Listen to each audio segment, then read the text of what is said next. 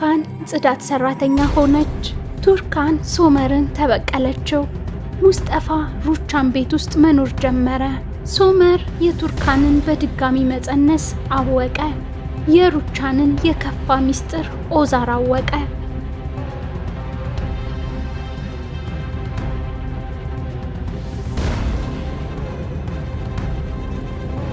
ሰላም ጤና ይስጥልኝ ተመልካቾቼ፣ ዛሬ ወፍ ጎጆ ድራማን ክፍል 110ን ይዤላችሁ መጥቻለሁ። ለፕሎት ቢትስ ቻናል አዲስ የሆናችሁ ሰብስክራይብ የምትለዋን በመጫን ቤተሰብ ይሁኑን። በተጨማሪም ይህን ቪዲዮ ላይክ ማድረግ፣ ሀሳብ አስተያየታችሁንም በኮሜንት ማስቀመጥ እንዳትረሱ እያልኩ ወደ ድራማው እንሄዳለን። ቱርካን ከነሩቻን ቤት ለቃ ከወጣች በኋላ ነገሮች ሁሉ ትዳሯን ወደ መፍታት እያመሩ ነው። ሩቻን በድንገት ሙስጠፋን እንደ ልጄ ተቀብዬሃለሁ ብላ ዳሪያንም ወደ ቤቷ ይዛት ሄዳለች።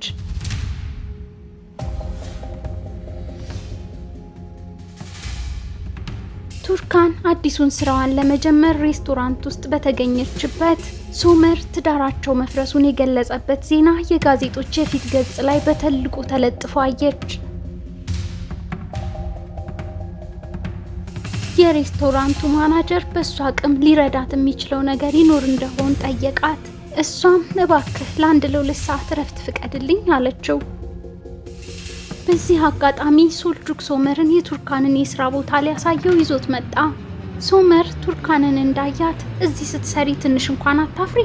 አሁንም እኮ ቢሆን ሚስቴ ነሽ፣ የኔን ስም ይዘሽ እዚህ መስራት አትችይም ብሎ ቀወጠባት።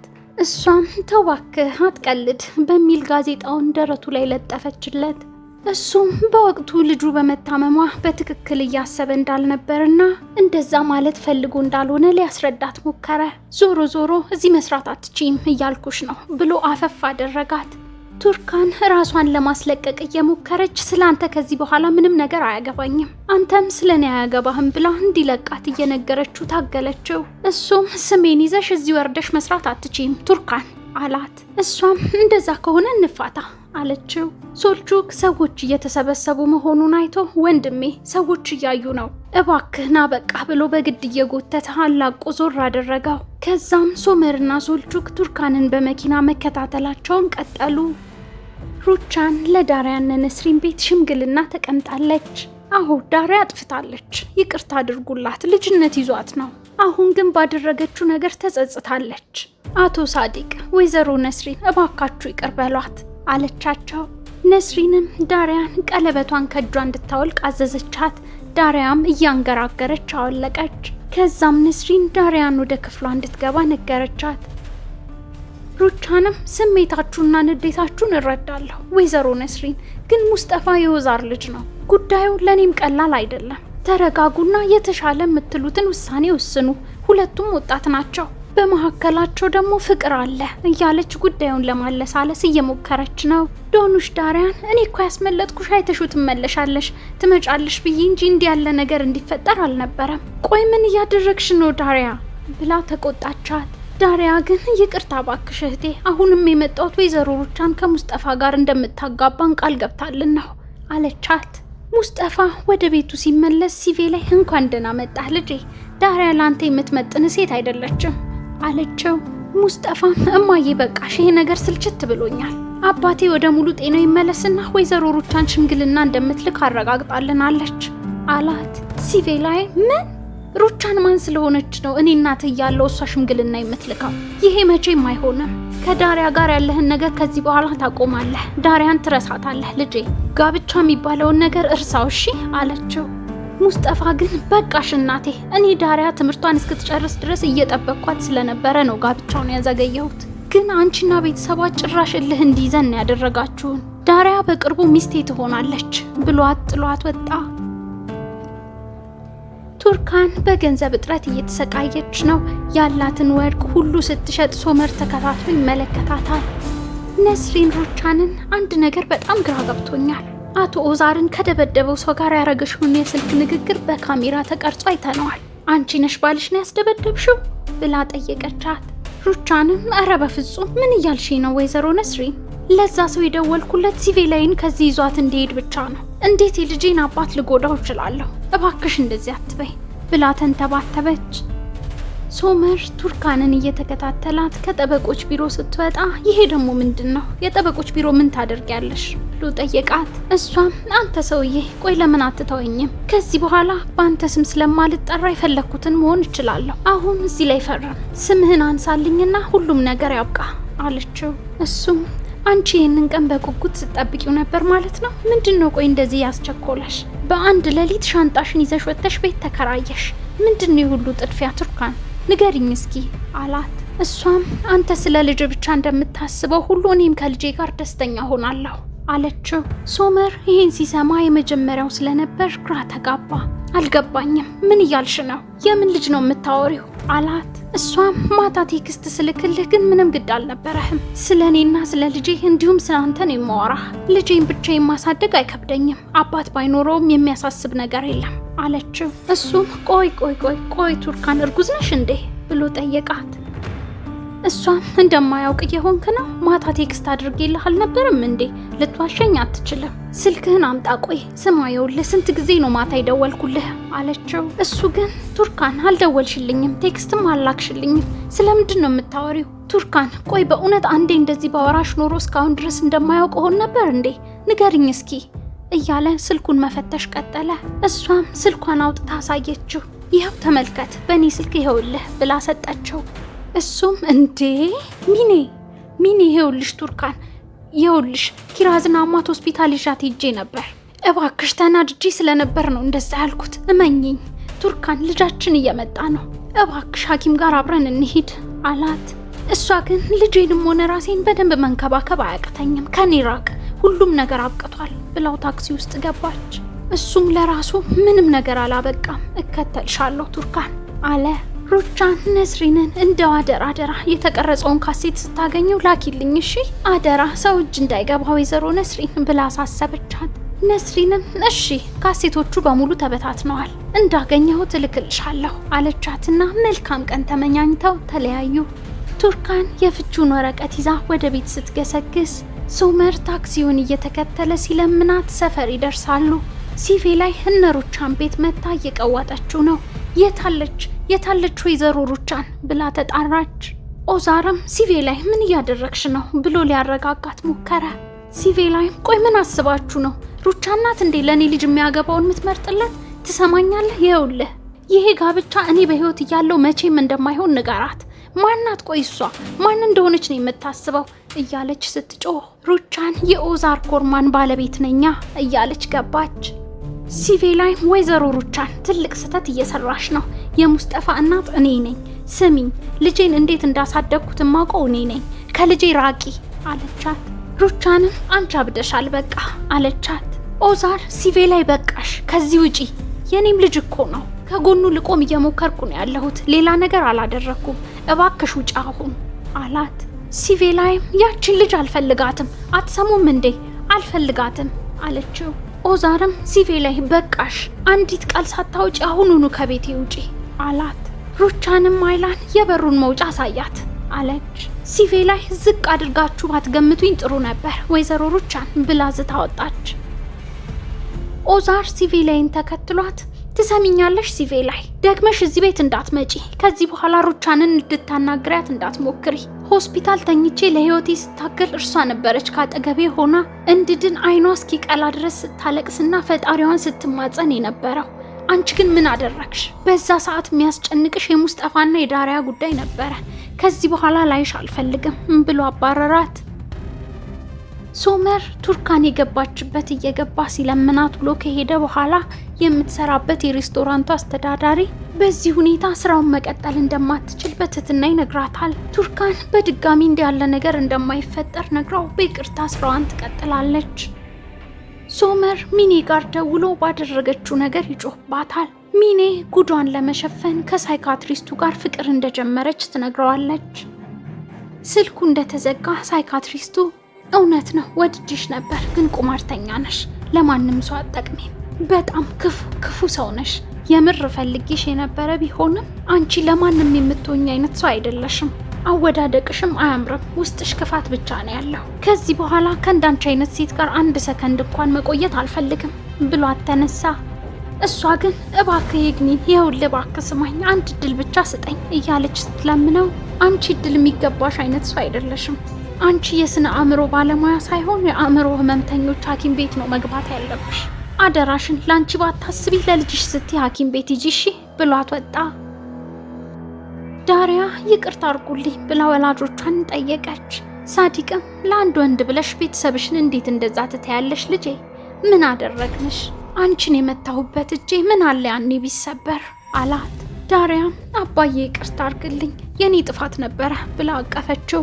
እሱም የኔ ቆንጆ ልጅ በቃ አሁን ትምህርትሽን ካቆምሽበት ትቀጥያለሽ። ኦፍ ምን አለ ቱርካንም እዚህ በሆነች የኔ ውድ ልጆች ብሎ አቀፋቸው። ቱርካን ከመጠን በላይ የሚሸት ሽንት ቤት እያጸዳች ነው። ሳዲቅ ቢሮ ሲገባ ሁለቱ ኮከቦች መሃል ግጭት እንደተንሰራፋ የሚያትተውን ዜና ተመልክቶ ሶመር ጋር ደውሎ ይጮህበታል። ሶመር እውነት እንዳልሆነ ነግሮ ያረጋጋዋል። የሬስቶራንቱ ማናጀር ቱርካንን ጠርቶ የሬስቶራንቱ ባለቤት ደውሎ እንደነበርና ከሶመር ጋር ባላት ዝምድና ምክንያት እዚህ መስራት እንደማትችል መወሰኑን ነገራት። ባለቤትሽ እዚህ እንድትሰሪ አይፈልግም አላት።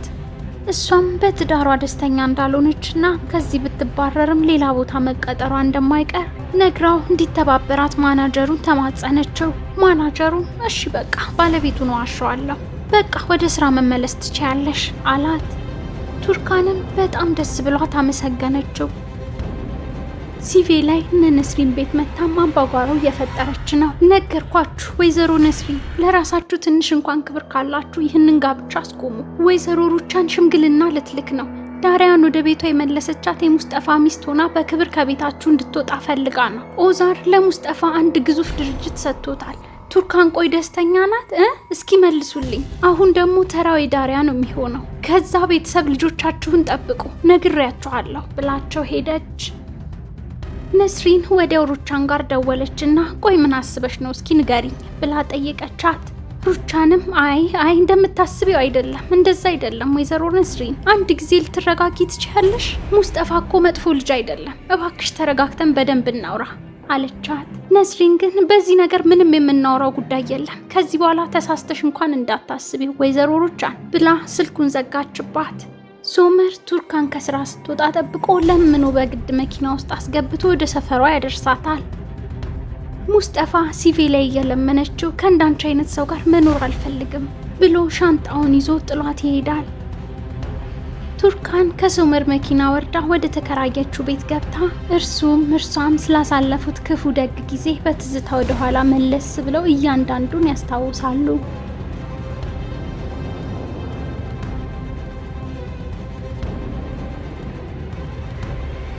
ምሽት ላይ እህቶቿ ቱርካን ቤት መጥተው እራት እየበሉ እያለ እንዳረገዘች ትነግራቸዋለች። ወንዶቹም ተሰብስበው እየጠጡ ያሳልፋሉ። ጠዋት ላይ ኦዛር ሶመርን ያያችሁ ቤት አላደረም ብሎ ቱርካን ጋር ሲደውል ሶመር ደጇ ላይ መኪና ውስጥ ኩርምት ብሎ አድሯል። ከቆይታ በኋላ ሩቻንና ኦዛር ቱርካን የሶመር ልጅ በድጋሚ እንዳረገዘች ይሰማሉ።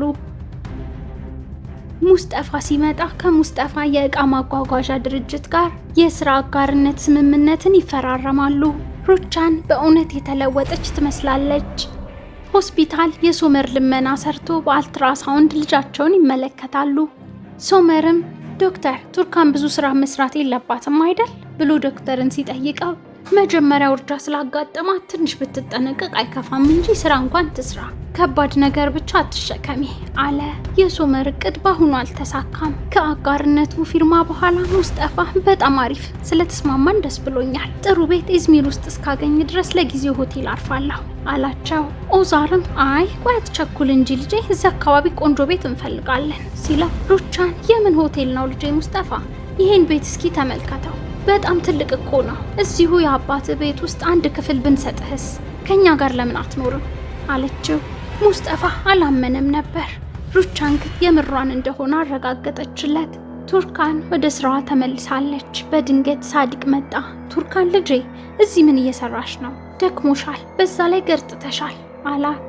እሷም ቆይ አባዬ ውጭ እናውራ እባክህ ብለው ወጡ። ሳዲቅም ልጄ እዚህ የመጣሁት ልጮህብሽ አይደለም ልጄ፣ ቤት እኮ አለሽ፣ አባት አለሽ፣ አንቺ ነሽ ለኔ ሸክም የምትሆኚው። እዚህ እንድትሰሪ አልፈቅድልሽም ልጄ። አይ ትታመሚብኛለሽ አላት። እሷም አባዬ እባክህ ፍቀድልኝ፣ ራሴን መቻል አለብኝ። እንደ ማንኛውም ሰው መስራት አለብኝ። ምንም የሚያሳፍር ነገር የለም። ስራ ክቡር ነው አባዬ። እንዲህ ብላ ያሳደግከኝ ደግሞ አንተ ነህ። እባክህ ተረዳኝ አለችውና ተስማሙ። ክፋት ማያጥራት ሚኔ ሆም ብላ ቱርካን የምትሰራበት ካፌ ልጇን ይዛ መታ ለሶመር ትደውልለታለች።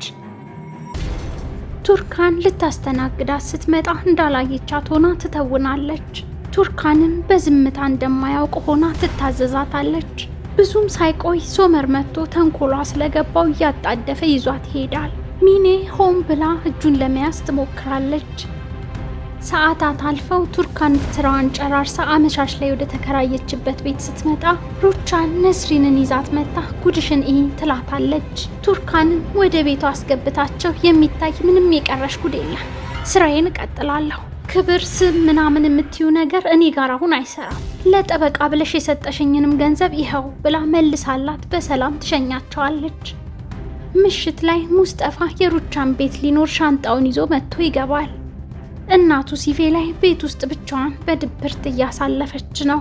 ኦዛር ጠረጴዛውን በሻማሽ ቆጥቁጦ በደስታ የሱንና የሩቻንን የጋብቻ አኒቨርሰሪ ያከብራሉ። የኦዛርና የሩቻን ፍቅር ታድሷል። ከዓመታት በኋላ እጇን በፍቅር ሳመው። ለእጇ ብቻ አይደለም ለአንገቷም ውድ ጌጥ ያጠልቃል። የቱርካን ቤት መብራቱ ተቃጥሎ ጨለማ ውስጥ ናት።